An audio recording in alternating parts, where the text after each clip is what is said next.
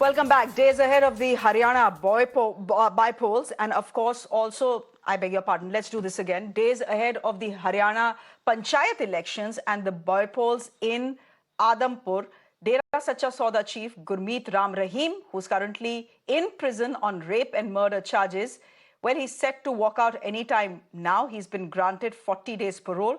Reports are saying that the Dera chief's family has submitted an application to jail authorities seeking a month-long parole for him. The move is coming just ahead of the Adampur by-polls, which is scheduled on November 3rd. Is the Haryana government trying to woo voters by bringing RamRahim out of jail? Will Mr. RamRahim campaign for leaders in the Panchayat elections? Now, prior to this, Gurmeet Ram Rahim Singh was out on parole thrice in 2021 and twice in 2022, including for 21 days in February and for a month in June.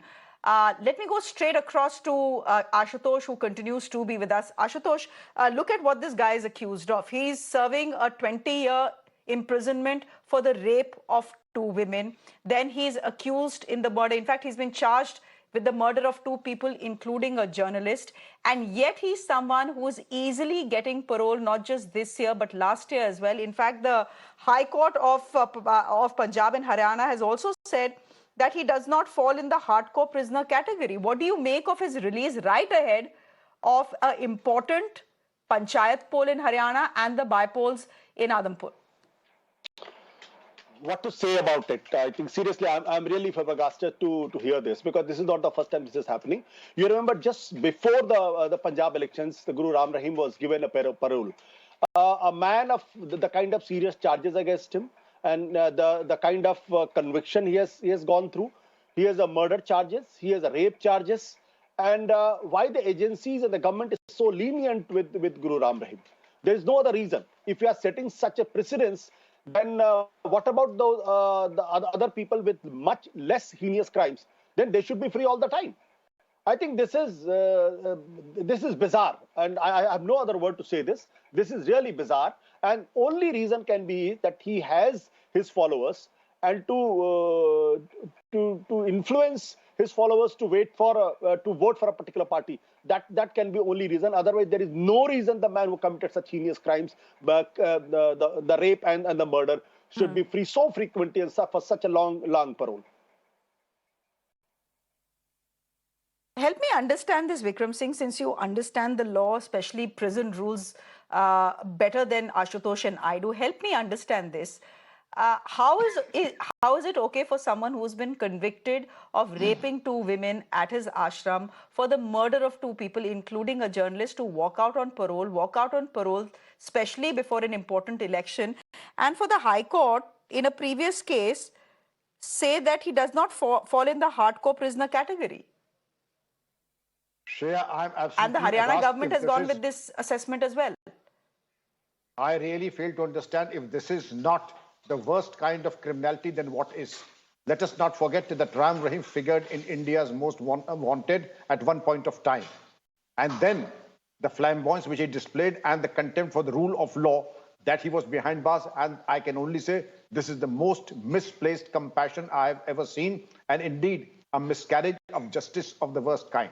Of course, appeasement and expediency of elections can be the only reason why he has been set free. Otherwise, there is absolutely no reason to set or give parole to a hardcore criminal like RamRahim.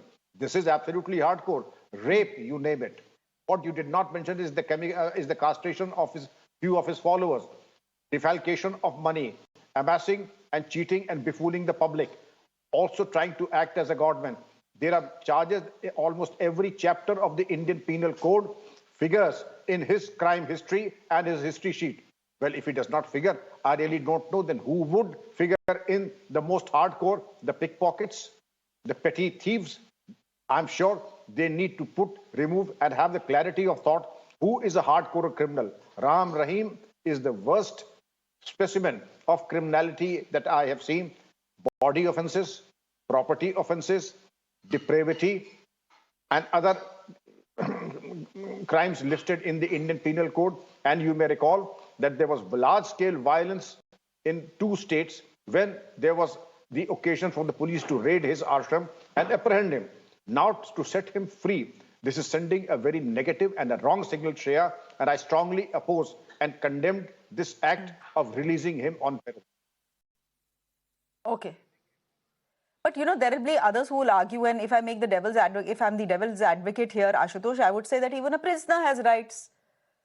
There is a rule book and the rule book has been followed. But can I ask you this question, since you understand politics better than most of us? Help me understand why any political party would even be interested in using someone like a RamRahim, a convicted criminal, into campaigning for them even quietly and silently? Does he still hold the sway that he did once upon a time? See, I think we used to live in a country where Mahatma Gandhi was a leader and he used to believe in the ethical and the moral politics. I think gone are the days. There is no ethical moral politics. All the politicians have got the killer instinct. They have to win election, come what may. Whatever the price community, country and nation has to pay, let them pay. They are not bothered about it. When you are releasing a criminal like RamRahim, what kind of precedents you are setting? What kind of standard you are setting in public morality? I think the man who should never be freed, because he being a public figure, he in the garb of religion and cult, has been doing something which can which can unleash institutions and religious cults. So if somebody like him or Asharam Bapu kind of things, they are basically criminal of the worst kind.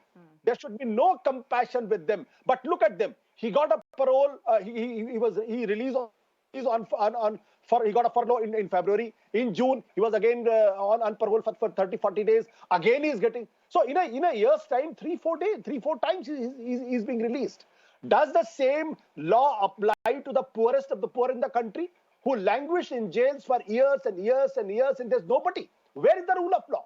So obviously in this country, the two kinds of rule of law: one for the influentials and the rich, and those who command some kind of vote bank before their account, and others who are poor, who are helpless, who are voiceless.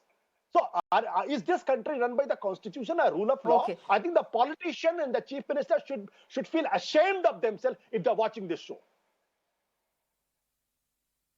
Okay, we leave it there. But if you look at the rule book will very clearly say that if a prisoner has spent a certain amount of time in prison, then he has a right to parole for at least 90 days in a year. That's what the rule book says. So, well, if you make that argument, Ashutosh, the rule book will be thrown at you. We'll leave it there. Thank you very much, Ashutosh, joining us, and Vikram Singh joining us on the story. Thank you very much.